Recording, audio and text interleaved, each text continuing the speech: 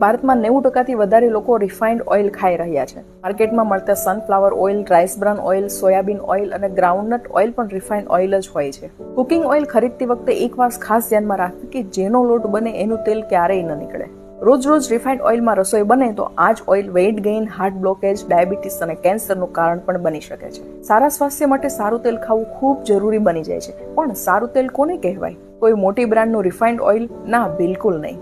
Medical ભાષામાં refined oil એટલે સ્પોઇલ્ડ oil, એટલે કે ખરાબ થઈ ગયેલું તેલ.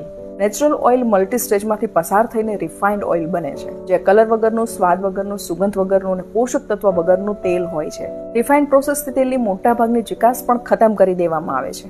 કોઈ પણ તેલ હોય, જો એકવાર મલ્ટી સ્ટેજ રિફાઇન્ડ પ્રોસેસમાંથી પસાર થઈ ગયું તો તેલમાં રહેલા કુદરતી પોષક તત્વો નષ્ટ થઈ જાય છે. તો પછી કયું તેલ ખાવું જોઈએ? દેશી મગફળીનું ગાણીમાં કાઢેલું અને કાપડથી ગાળેલું શુદ્ધ સિંગ તેલ સ્વાસ્થ્ય માટે ઉત્તમ છે, કારણ કે આ પ્રક્રિયા